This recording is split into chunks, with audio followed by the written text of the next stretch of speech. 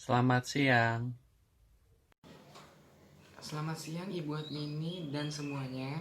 Di video kali ini, saya Francisco Hervano dan juga Stephen akan menyampaikan materi tentang investment in debt securities. Oke, jadi saya akan menjelaskan klasifikasi investasi sekuritas. Jadi ada 3, yaitu trading, available for sale, dan hold to maturity.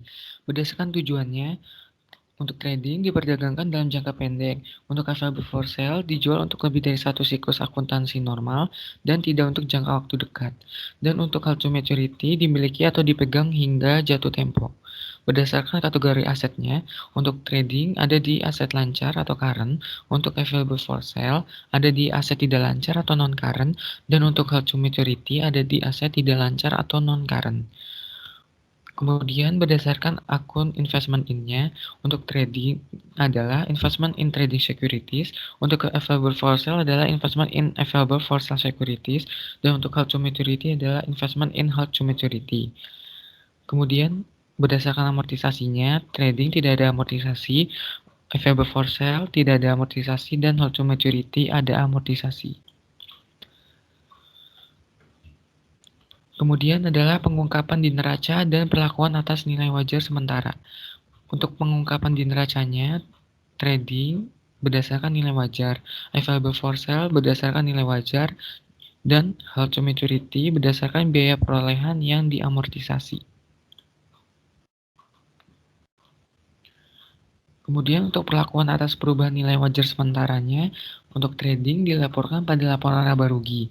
Untuk available for sale dilaporkan dalam ekuitas pemegang saham, dan untuk hold to maturity tidak diakui. Kemudian untuk jurnal investasi sekuritas utangnya, yang pertama adalah jurnal pada saat pembelian. Jurnalnya adalah investment in trading atau available for sale atau held to maturity securities pada cash. Kemudian jika dibeli di antara tanggal bunga, berdasarkan metode revenue approach, jurnalnya adalah interest revenue pada cash. Berdasarkan metode asset approach, jurnalnya adalah interest receivable pada cash. Yang kedua, jurnal terima bunga. Untuk revenue approach-nya, jurnalnya adalah cash pada interest revenue. Dan untuk asset approach-nya, jurnalnya adalah cash pada interest receivable. Yang ketiga, AJP bunga akrual. Jurnalnya adalah interest receivable pada interest revenue. Yang keempat adalah amortisasi yang hanya held to maturity. Pada kondisi harga investasi dibeli lebih besar dari nilai nominal, jurnalnya adalah interest revenue pada cash. Pada saat harga investasi dibeli kurang dari nilai nominal, jurnalnya adalah interest receivable pada cash. Yang kelima, jurnal pembalik. Jurnalnya adalah interest revenue pada interest receivable. Dan yang keenam, jurnal pada saat menjual, yang pertama, terima bunga akrual. Jurnalnya adalah cash pada interest revenue.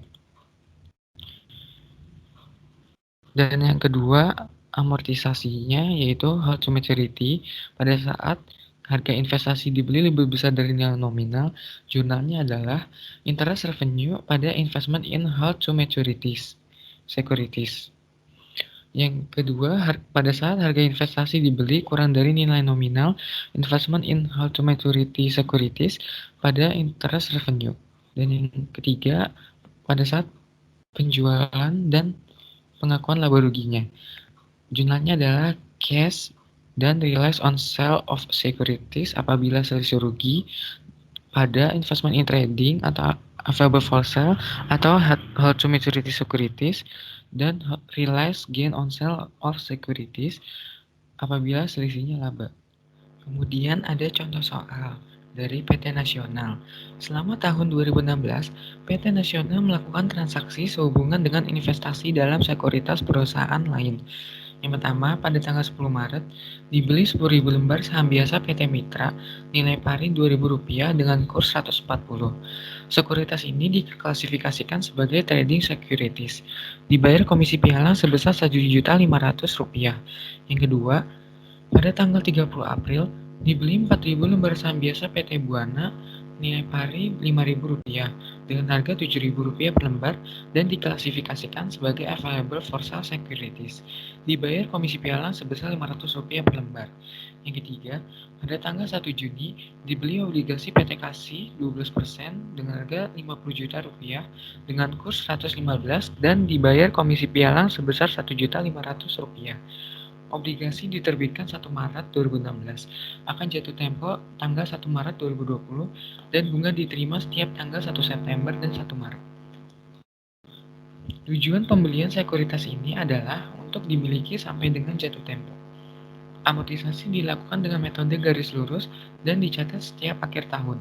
Pada tanggal 31 Desember 2016, PT Mitra dan PT Buana melaporkan bahwa laba bersih yang diperoleh tahun 2016 masing-masing sebesar Rp180 juta dan Rp255 juta.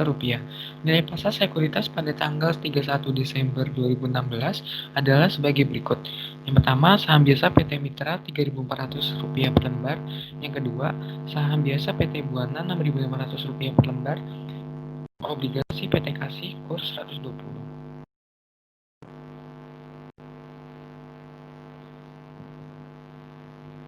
Transaksi yang terjadi selama tahun 2017 berkaitan dengan sekuritas adalah sebagai berikut. Yang pertama, pada tanggal 2 Januari 2017 dibeli tunai 25% saham saham biasa PT Cahayang yang beredar dengan harga Rp210 juta. Pada saat pembelian, nilai buku aset bersih PT Cahayang adalah Rp380 juta. Berdasarkan tinjauan terhadap aset PT Cahayang adalah Rp800.000. Berdasarkan tinjauan terhadap aset PT Cahayang, terungkap selisih ini disebabkan nilai pasar bangunan tidak sama dengan nilai bukunya. Sisa umur bangunan 5 tahun. Yang kedua, pada 2 Mei 2017, saham biasa PT Mitra sebanyak 4.000 lembar dijual dengan harga Rp3.500 per lembar. Dibayar komisi pialang sebesar Rp200.000. Yang ketiga, pada 1 Oktober 2017, obligasi PT Kasih ditransfer ke Trading Securities pada saat kurs 125. Pada tanggal 31 Desember 2017, PT Cahaya melaporkan bahwa laba bersih yang diperoleh tahun 2017 sebesar Rp270 juta. Nilai pasar sekuritas pada tanggal 31 Desember 2017 adalah sebagai berikut. Yang pertama, saham biasa PT Mitra Rp3.200 per lembar. Yang kedua, saham biasa PT Buana Rp7.200 per lembar. Yang ketiga, saham biasa PT Cahaya kurs 130. Diminta membuat jurnal untuk mencatat transaksi-transaksi di atas selama tahun 2016 dan 2017, termasuk jurnal penerimaan bunga dan penyesuaian pada akhir tahun. Selanjutnya, untuk caranya akan dijelaskan oleh Stephen. Halo, jadi di sini ada tabel yang isinya trading PT Mitra, yang kedua available for sale PT Buana, yang ketiga held to maturity obligasi PT Kasih. Dapat dilihat nominalnya 20 juta, 20 juta, 50 juta.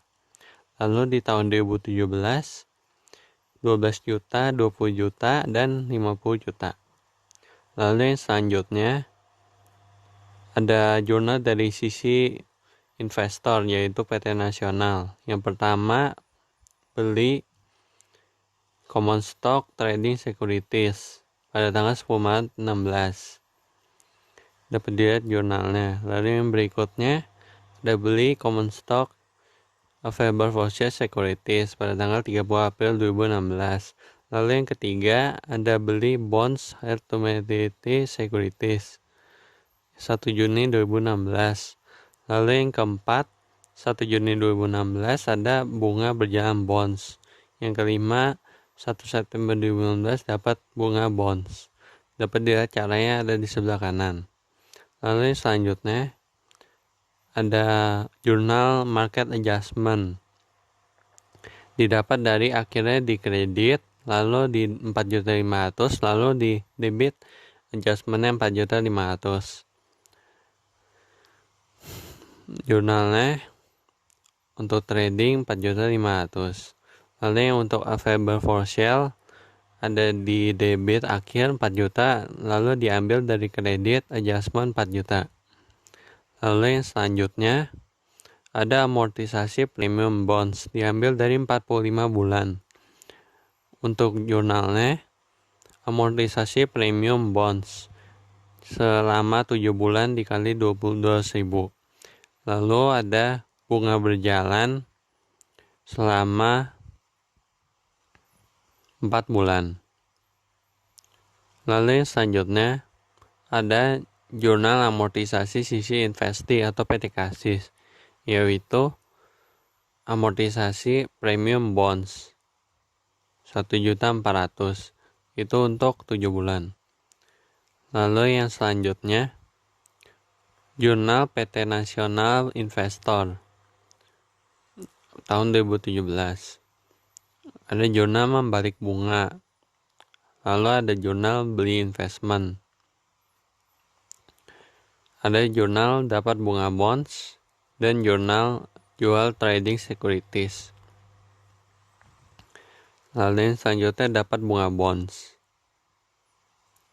Lalu yang selanjutnya ada transfer head to maturity to trading.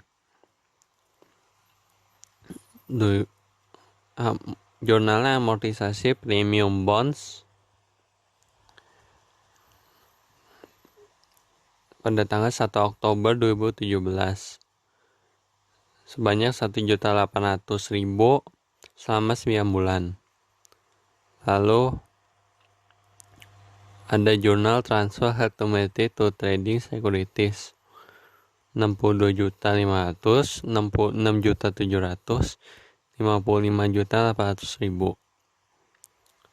Lalu yang selanjutnya dicari market adjustment trading, tidak dapat dikredit 500.000. Lalu market adjustment available for sale, didapat 2.800.000 di sisi debit. Lalu dibuat jurnal adjustment market value untuk available for sale 2.800.000. Lalu yang selanjutnya menerima pendapatan dari investment sebesar 67.500.000. Ini 25% kepemilikan dikali 270 juta. Lalu yang terakhir under value from investment 2 juta. Terima kasih. Let it go, make my body go, take our bodies high.